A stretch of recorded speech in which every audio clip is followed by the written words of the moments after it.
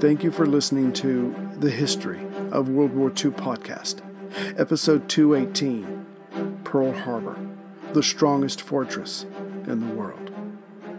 Last time, in early 1941, the Empire of Japan and the United States began their diplomatic dance to keep the peace.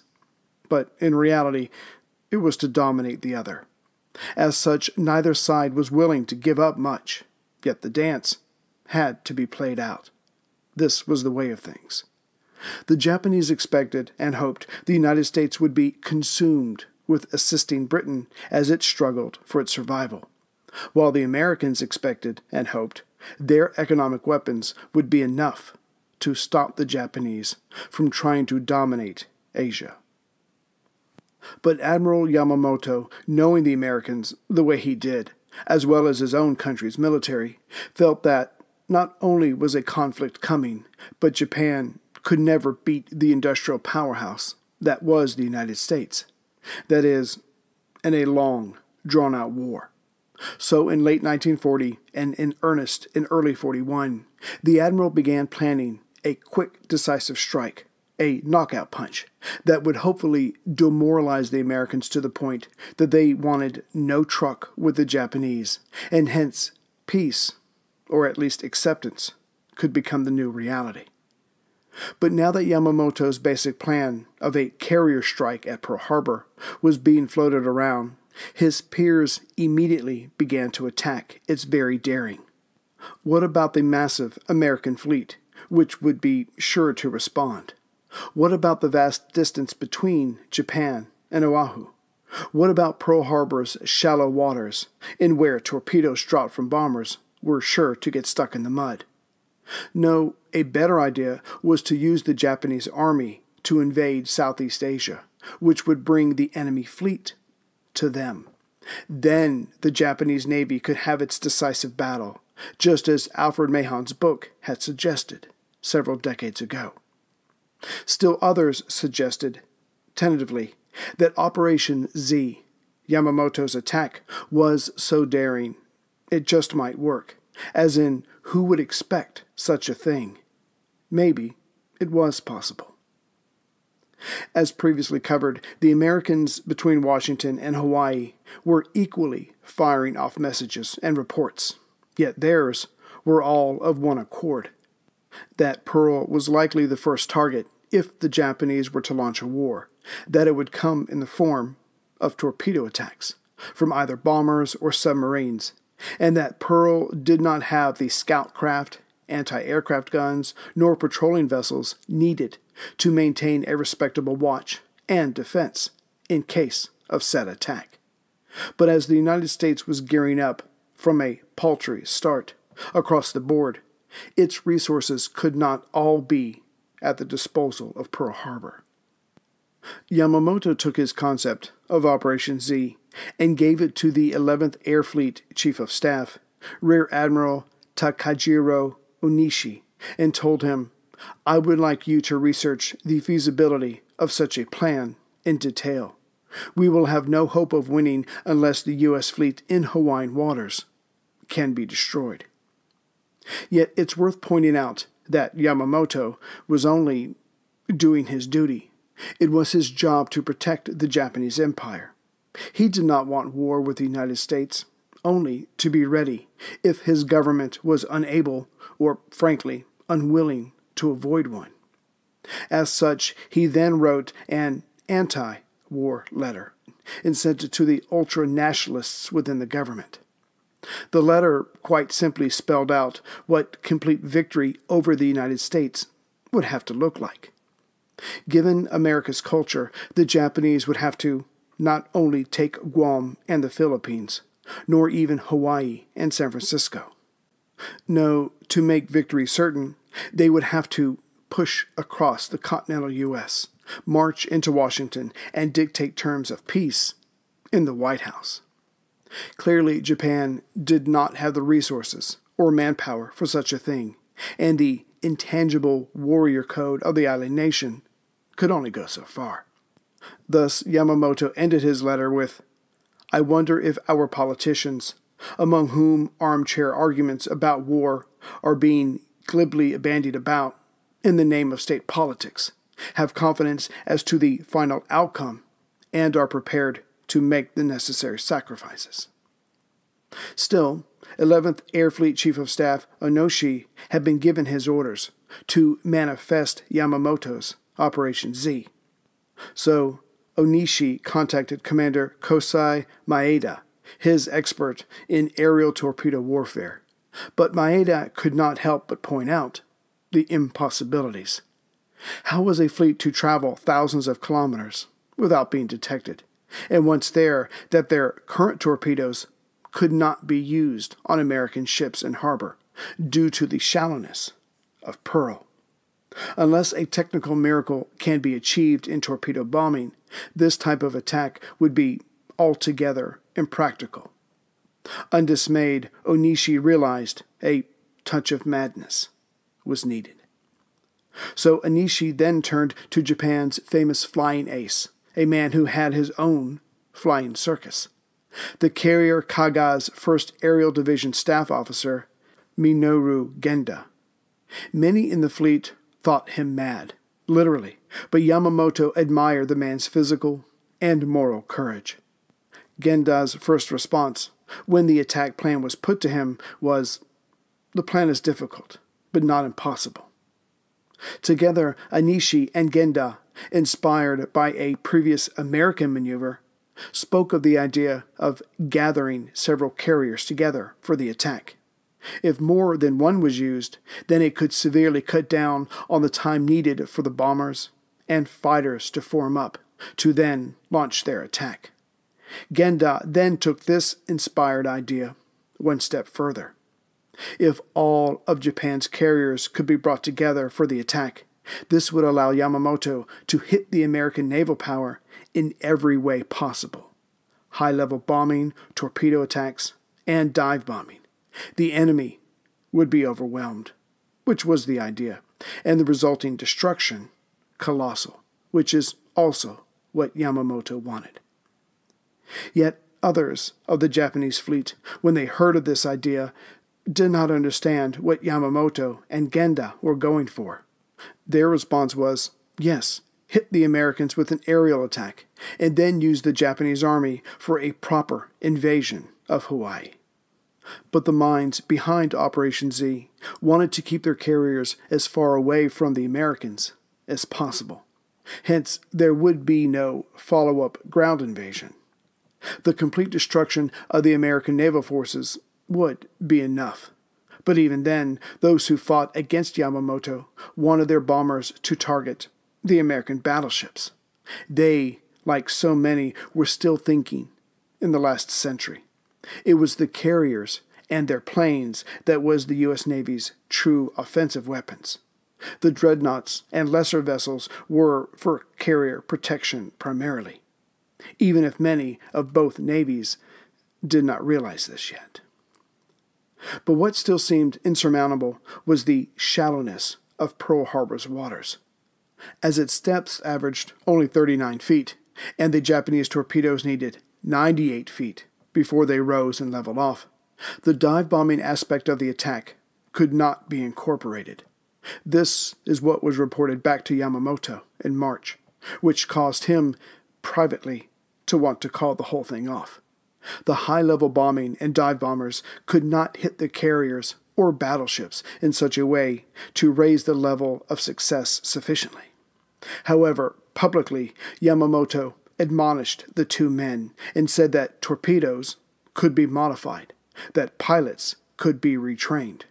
He ordered the men to think outside the box. Still, progress was made towards the attack. In April of 41, the Imperial Japanese Navy established the first air fleet. The carriers Agaki and Kaga, each almost 27,000 tons, each sailed by a 2,000-man crew, were brought together. The 2nd Carrier Division was made up of the Soru and Hiru. Each group was escorted by 4 destroyers. But this did not stop the bad news that came as more research was done. Turns out that when past voyages were looked at, not one ship had ever sailed a latitude 40 degrees north during the supposed strike months of November or December. The seas were simply too rough. Also, their carriers had not yet perfected refueling at sea, which would be mandatory for such a long voyage. With this information, the more conservative elements had Yamamoto's plan altered again, back to hitting Southeast Asia first, and only then taking out the American fleet as it came west. In a supposed compromise, Yamamoto would later order Vice Admiral Mitsumi Shizumu, Commander-in-Chief of the Sixth Fleet, to take his submarines and either attack the American vessels when they came west, or if his plan was approved, to venture forth and help protect the prize carriers. At the time, Japan only had some 63 subs in all, and Shimizu would take 25 subs and 5 midgets, a considerable percentage of their undersea forces.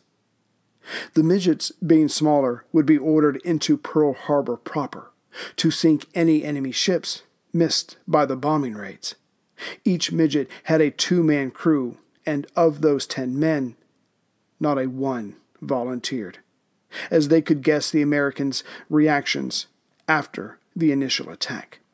And those men were right. Only one of them would make it out alive. As early 1941 continued, more rumors came in from various countries' diplomats that said Japan planned to attack Pearl Harbor if negotiations failed to maintain the peace. Not unexpectedly, this led to increased communiques between Washington and Oahu. And yet, there was also, though with hindsight, increased confusion as to Pearl's defenses. The Army felt that, with its defensive measures, along with the fleets when they were in harbor, were enough to hold back any attack, and indeed make any attacker pay for the attempt. And yet the Navy was thinking that when their ships were in harbor, it was the Army who would be providing the shield.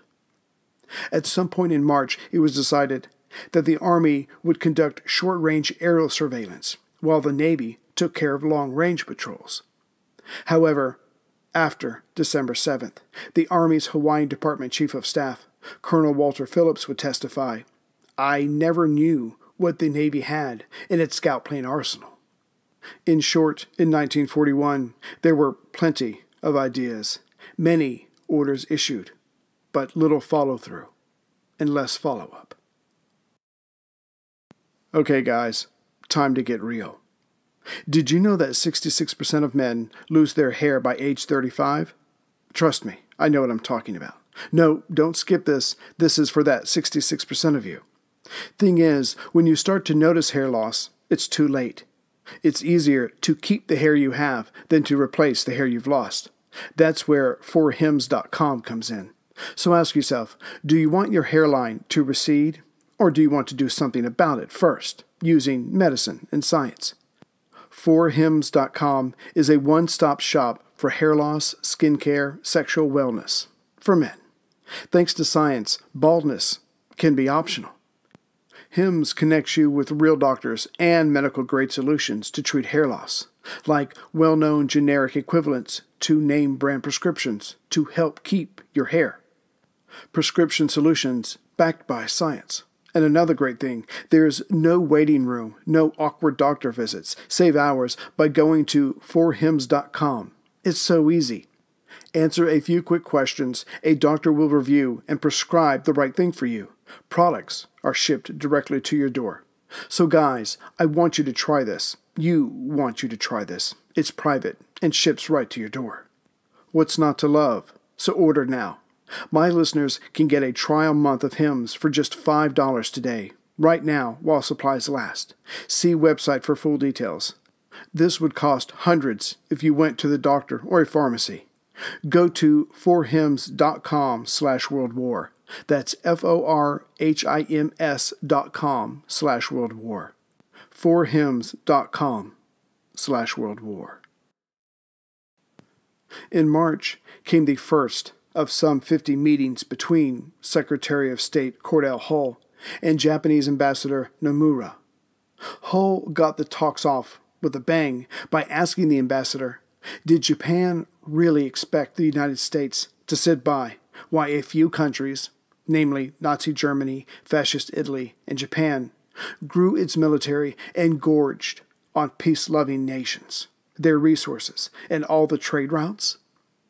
Yet Nomura matched the intensity of his answer with the question's presenter by saying that Japan would make no further military moves unless the embargoes placed upon it by the United States forced them to. At a later talk, FDR got involved and warned the ambassador that the tripartite pact would only lead Japan into trouble. But again, Nomura matched this with the agreement seemed to be Japan's only salvation.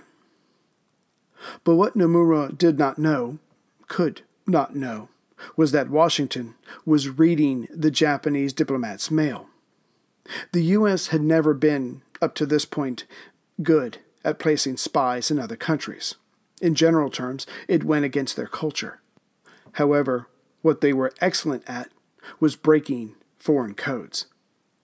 In 1919, Washington set up the Black Chamber, a program to decipher Japanese diplomatic correspondence. As their work was kept in red folders, the rather unimaginative Americans called this paperwork red. But in 1929, the Secretary of State, Henry Stimson, canceled the program because gentlemen do not read each other's mail. However, the Department of War, seeing this as an invaluable tool, kept the work going through their offices. The Office of Naval Intelligence later came on board. But in 1930, Japan changed their codes. The United States Navy struggled mightily to catch up, and within 2 years was back in business. As these new results were kept in blue folders, it was now labeled blue. However, with the Second Sino-Japanese War well underway, Tokyo again changed their codes. The Office of Naval Intelligence Research Desk then hired former music and mathematics teacher Agnes Miss Aggie Mayer Driscoll. She went on to learn every major Japanese ship, their military's common phrases, and match them with numerous photos of Japan's former codes. Putting these all together, she broke their newest code. It was now called Black, but should have been called Aggie. However, the Japanese came out with a new diplomatic encryption system in March of 1939. Soon, red and black were a thing of the past. And just like that, Washington had no idea what messages were being sent to the Japanese ambassador there. But on September 20th, 1940, the 26-year-old Genevieve Grotjen broke this code. It was now called Purple. But again, my vote would have been Grotjen. The team celebrated by ordering Cokes all around. By 1940, the drink no longer contained cocaine, which had been removed in 1903. By early 1941, the U.S. had listening posts in Alaska, the East Coast, Hawaii, Guam, and the Philippines. Their intercepts would be sent to Washington by mail and received by Army and Navy intelligence. Those messages that were considered worthy by the military were then sent to the Secretaries of Navy, War, State, the Army's Chief of Staff, the Chief of Naval Operations, and the President's desk. By the fall of 41, the American cryptographers would know of the message's contents before the Japanese ambassador. The entire process would be dubbed magic, probably by FDR, but no one knows for sure. Magic was one of the few instances where the U.S. Army and Navy actually worked together, putting aside branch rivalry. But in April of 41, one particular message was shared with the British ambassador, who then sent the message home. As the Nazis had broken the British code, Tokyo was informed by Berlin that the Americans were able to read their diplomatic codes. On May 5th, the Japanese Foreign Minister, Matsuoka, cabled Nomura and told him the Americans were reading their coded messages. Did the ambassador have any indication of this? Nomura, a former chief of intelligence for the Navy, replied that he knew how to keep things secure, which didn't address the issue. But after launching his own investigation on May 20th, the ambassador confirmed that the United States was able to read some of their messages.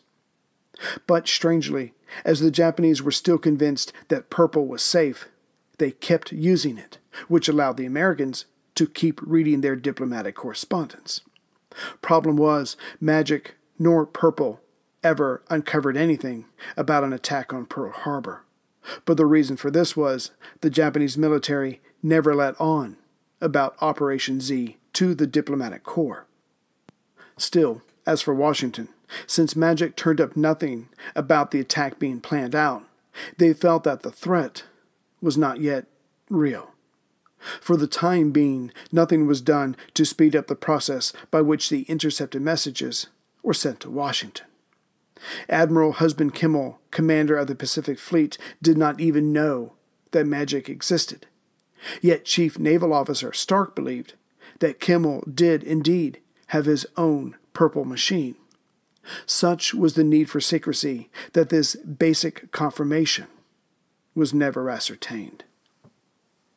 As turnabout is fair play, the Americans were unaware that the Imperial Japanese Army intelligence had decoded all three of their diplomatic communications back in 1936: the gray, the brown, and the strip cipher. Even Britain and Germany had never broken the strip cipher. As for America's and Japan's military codes, those were still safe, even though the Americans had, by the time of Pearl Harbor, broken about 10% of the Japanese fleet general purpose system. So the Americans had their code breaking, as imperfect as it was, but Japan had spies at Pearl Harbor. One was Takeo Yoshikawa, a naval officer who, due to an illness, was reassigned to naval intelligence. He had studied English during his recovery and arrived in Hawaii as a new member of the Japanese consulate on March 27th of 41. His cover name was Tadashi Morimura, and his act as a drunk and playboy not only fooled the Americans, but his own co-workers at the consulate. Yoshikawa spent his time seeing all the sights, taking many aerial sightseeing flights, swimming to the edge of Pearl Harbor, and fishing to measure the depth of water in the harbor.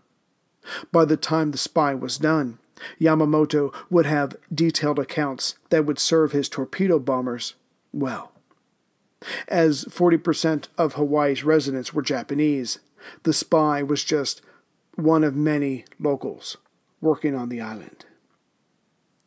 As mid-1941 went by, more and more warnings passed between Washington and Oahu, each having their own sources about a possible attack. And yet, as far as the American people knew, various publications like the New York Times, Collier's Magazine, and the Honolulu Star Bulletin kept telling them how strong, even impregnable, the Navy base was. Chief of Staff General George Marshall himself toured Hawaii in the spring, and a part of his report that went to FDR stated, "The island of Oahu, due to its fortifications, its garrison, and its physical characteristics, is believed to be the strongest fortress in the world. To invade it, the enemy must transport overseas an expeditionary force capable of executing a forced landing against a garrison of approximately 35,000 men, manning 127 fixed coastal defense guns, 211 anti-aircraft weapons, and more than 3,000 artillery pieces, and automatic weapons available for beach defense." It went on to say how any supporting enemy naval craft would be mangled while disembarking their men and on their way back to Japan, as in the initial attack could be handled, and that current forces would make any additional landings impossible.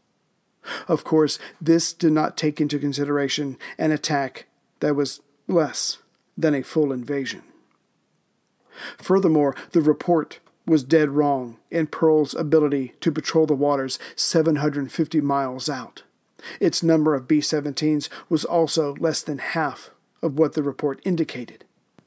To be sure, Army Air Corps Commander General Hap Arnold had been screaming since 1939 about keeping enough newly produced planes to help Pearl and other locations. But what almost got Hap Arnold fired in January 41 was when the U.S. produced 159 bombers and 248 fighters, of which 77 went to the Navy, 15 went to the Army, and the remaining 315 went to the UK to fight Germany. Hap wouldn't stop shouting about this until FDR himself got a message to him that basically said, "Shut up, or you're out." But it must be said that, thanks to Arnold's pleas, at least Hawaii did have 12 B-17s. Of course, only 6 of them were operational.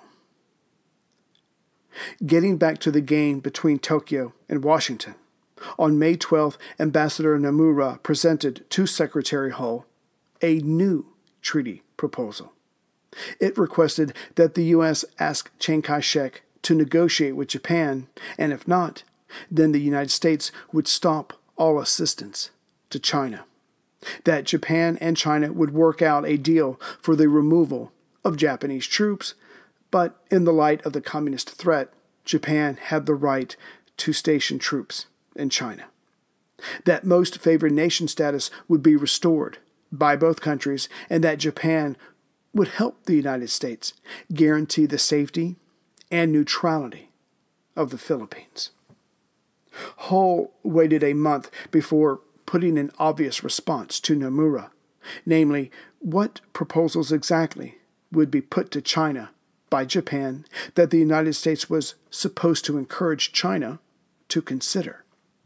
The Secretary of State ended his response by telling Nomura that Japan could once again use trade instead of war to deal with its problems, or end up alone and threatened on all sides. Tokyo was outraged by this response. They, and it must be said, were only following the examples of the Western powers, were carving out their own empire. Did the United States really think Japan would give up everything they had fought for just to appease Washington? A compromise was considered. What if Japan were to leave the rest of Southeast Asia alone and just keep China?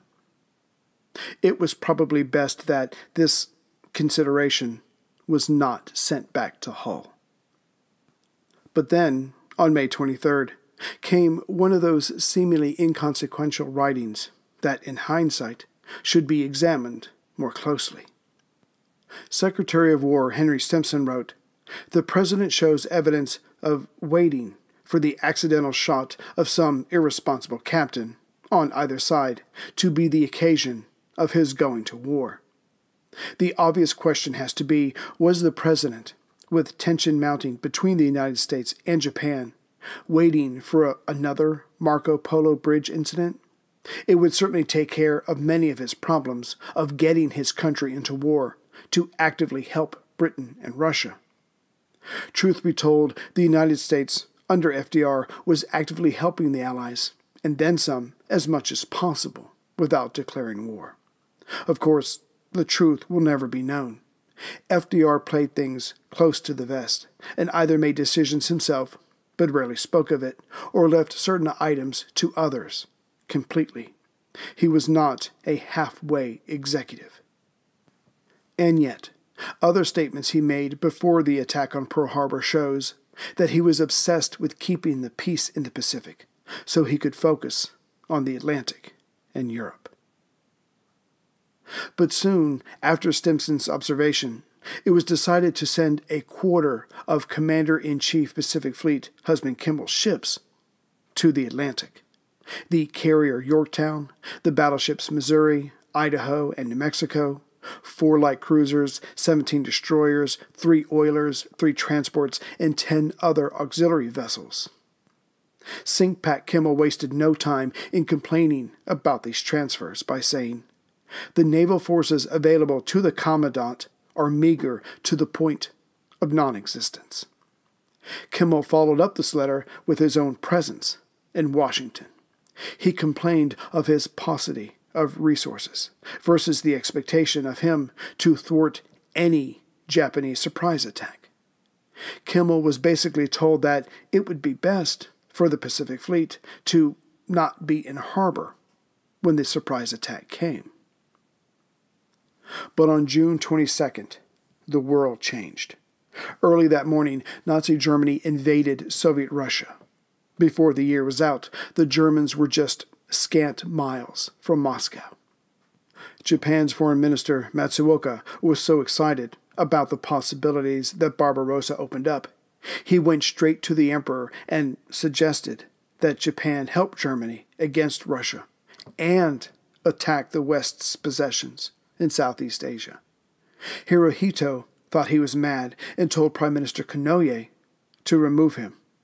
However, the current laws would not allow a prime minister to fire a cabinet member, and Matsuoka would not resign from his office. Konoye had, by this time, pulled back from the Tripartite Pact and wanted continued peace with the United States. But at this time, certainly with its military seeing all the gains of Hitler and Mussolini, Japan's bed was already made. For the Japanese military, and really they controlled the government, the question was, who do we attack? The Russians in the north, or drive further south? There was no should we attack at all, as most of those that mattered felt that war in some theater was inevitable. This left the situation thus.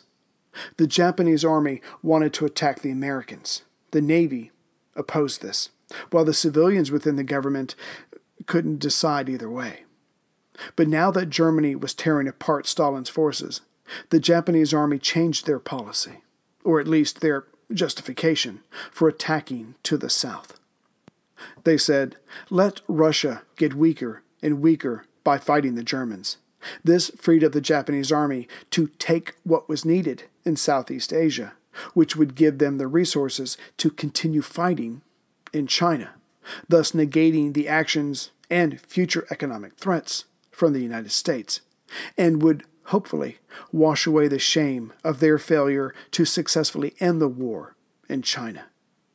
As for the United States, Tokyo believed that if the Anglo-Saxons there had to choose between saving the British or the Chinese, well, Asia would soon be under Japanese control.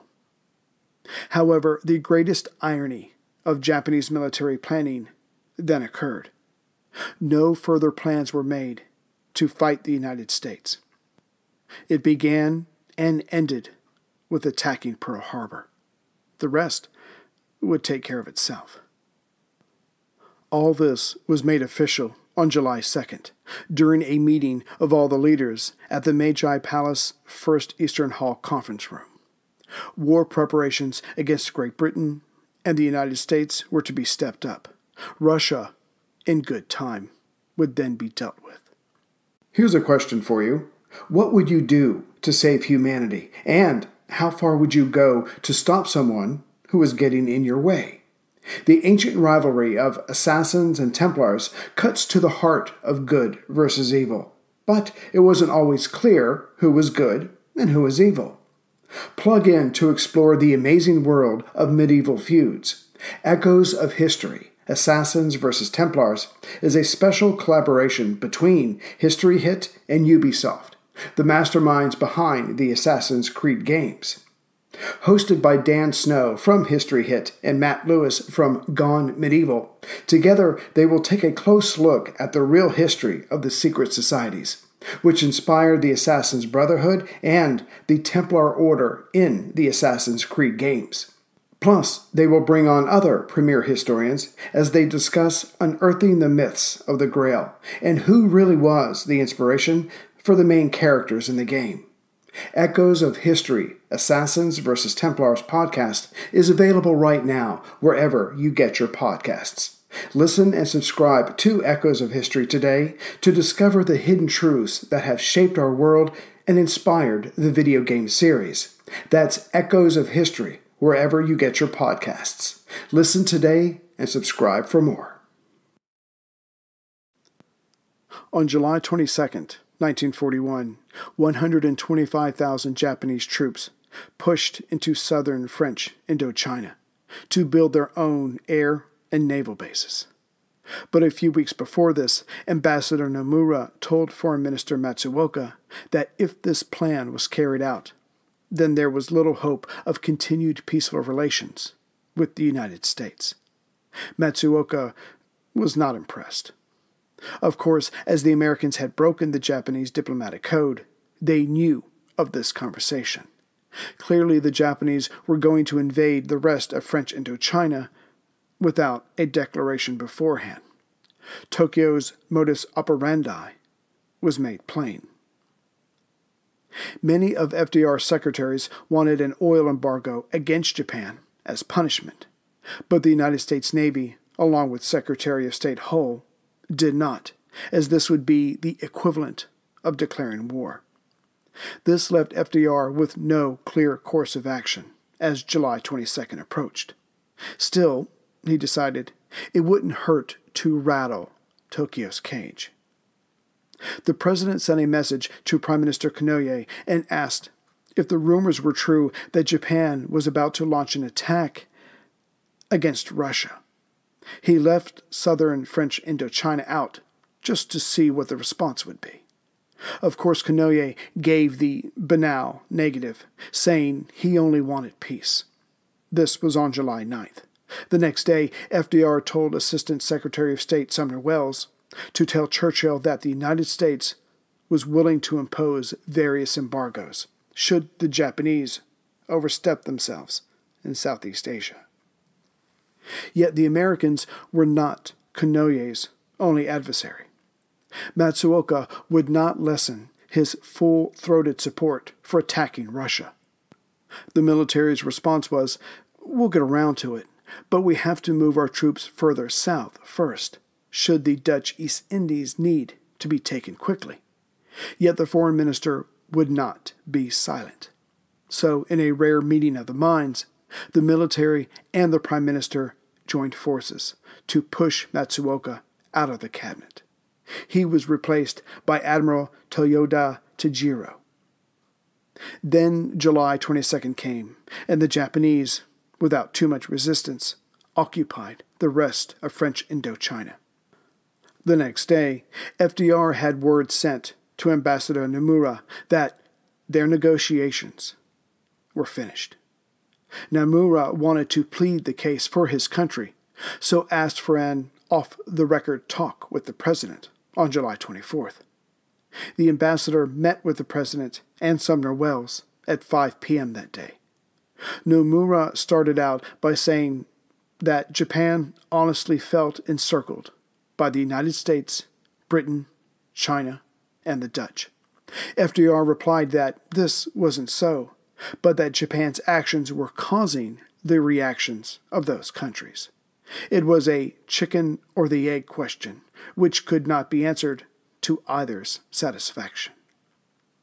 FDR then began along a new line of thinking, that if Japan had just approached the French about buying what items they needed, they could not only have gotten more, but would not have to waste so much money on a military presence. But Nomura replied that it was too late to change courses in regards to French Indochina. Clearly, FDR thought, the Japanese were not getting the point, so he made it abundantly clear the next day. On July 25th, FDR froze all Japanese assets in the United States. This course was quickly followed up by Britain, Canada, New Zealand, the Dutch East Indies, and the Philippines. The entire Japanese government and military were stunned, shocked into silence. It was best summed up by 1st Division of Military Affairs Chief Takaga. We had no inkling that the United States would be so angry over our going into southern French Indochina. But FDR wasn't done. The next day, July 26th, FDR altered the policy so that Japan had to have an export license to buy oil or gas, which could be denied at any time. However, things were soon out of the president's control as hardliners Assistant Secretary of State for Economic Affairs Dean Acheson and Treasury Secretary Henry Morgenthau Jr. would not release the frozen funds for the Japanese to buy gas or oil.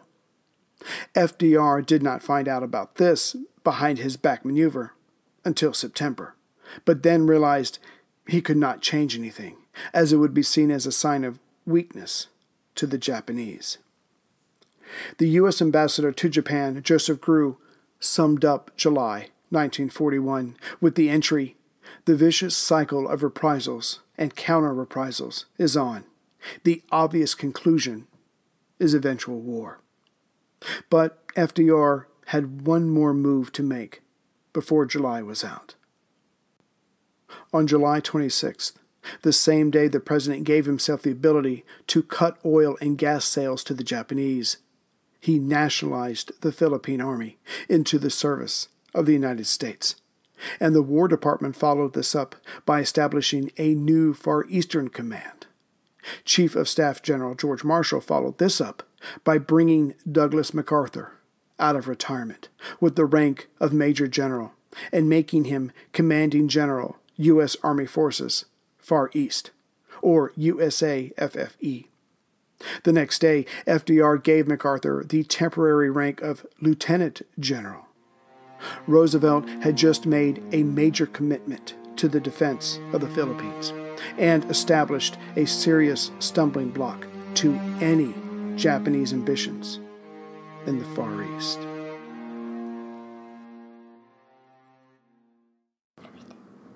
Okay, so here we are, finally only a couple of weeks late, and I promise you this will not go smoothly. We are doing the drawing for the... Monopoly. Americans World War II were all in this together. Smooth. Yes. Okay. So thank you for all the people who entered. I think this is the largest contest we've had so far. So we'll do what we've done before. Each person here will grab one name. Those will be the 4 finalists, and then we'll do the final drawing, and I'll contact the person that wins. So good luck to everybody. Some of you entered more than once, but to be fair, I took the extra entries out just to make it nice and fair. So good luck to everybody. So don't look. All right, who wants to pick a name first? Mommy. I will. All right. Dee excited. I think she's not excited because I don't think she's entered her name. Yeah, if it's not for her, then what's the point? Okay. She slammed it down. Wow. Okay. Chris Ellison. How do you say? Ellison. So Chris Ellison is one of the finalists. Sophie, would you want to draw a name? She's actually running away from the bowl. Okay, I don't know what that means. I'm looking. I'm not looking. I meant what to say. I grabbed a name. Gareth Morgan. All right, who wants to grab a name? Yeah, don't look. There you go. Kiki. All right. Okay, she grabbed several names. I don't know what that means. Mike Kroll. Kroll. Let's go with Kroll. All right. All right, Sophie. Don't look. All right. Philip Kite. Oh, all right. So let's Get that out of here. What are you doing? I was just looking at it. Oh, okay. All right, so let's put those to the side. We got these 4 names.